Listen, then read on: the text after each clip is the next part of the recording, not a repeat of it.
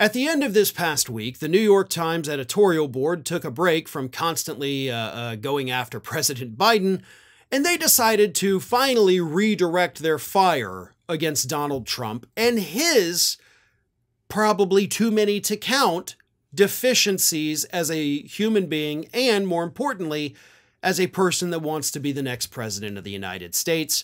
And as the New York Times editorial board came to the correct conclusion, Donald Trump, as they say, is unfit to lead this country. Let me read you a couple excerpts from what they said. A once great political party now serves the interests of one man, a man as demonstrably unsuited for the office of president as any to run in the long history of the republic, a man whose values, temperament, ideas, and language are directly opposed to so much of what has made this country great.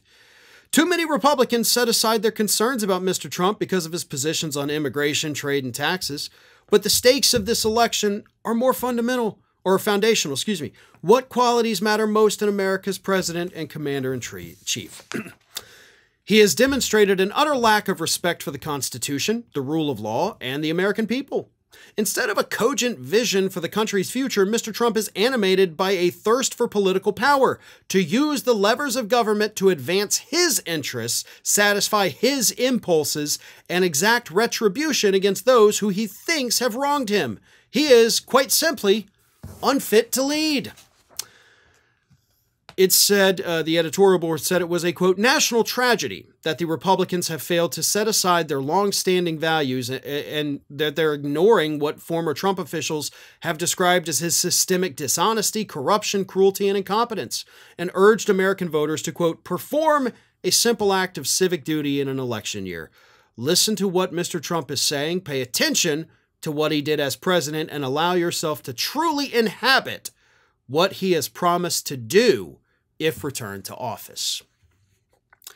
It's a lot of words. It's a lot of fancy words to dance around the issue that, yeah, Donald Trump's got some mental problems, and they're mental problems that pose a threat to the American people and to the country itself, to the foundation upon which this country was founded, to the very institutions that keep us safe. Donald Trump's mental issues threaten all of that. And let me contrast that with this, because obviously towards the end of the week as well, President Biden had his press conference where he had a couple of gaffes, but he righted the ship and he kind of got back on message here. So here's our options.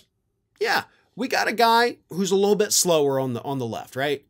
He's definitely not what he used to be. He's not an eloquent speaker anymore, can't move as quickly as he used to, and he forgets people's names, and he mixes names up. All right. Is any of that a threat to the country itself? Like, is America going to crumble into dust because this guy forgets people's names? No. No, it is not. Not to mention the fact that President Biden has surrounded himself with competent people. So even if he is suffering from some kind of disease that is making it to where he can't make the decisions, he's got smart people around him who can make those decisions, okay? So I'm not worried about Biden's mental state. Trump, on the other hand, his mental state, which I believe is both psychological and biological, I think he has personality disorders, and I do think he's got some degeneration up here, and that's based on what mental health professionals have told us over the years. His mental issues go beyond forgetting people's names, which he does all the time too, right? Actually, more so than Biden. So if it's a problem for Biden, it's definitely a huge problem for Trump. But Trump's desire for revenge, his desire for retribution, his anger and his ego, those pose a direct threat to us. Hell, that's what Project 2025 is about. Part of Project 2025, by the way, is to do away with the National Weather Service. Do you know why Donald Trump wants to get rid of the National Weather Service? Because they called him out and corrected him when he drew the Sharpie additional cone of uncertainty for the hurricane that time. And because that one thing, he's now like, well, they got to go forever. Get rid of all of them. His allies, Kash Patel, out there this past week saying, we're coming after these people. Anybody who called Trump out in the media, we will be coming after them when Trump gets back into power. Trump's mental problems are a direct threat. They're a direct threat, again, to the country and to certain people. It's a threat to me and my way of life.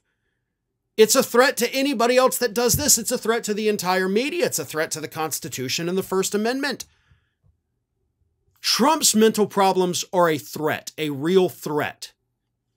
Biden's are just unfortunate. So I will take Biden any day of the week. And I think that is kind of what the New York Times was trying to say.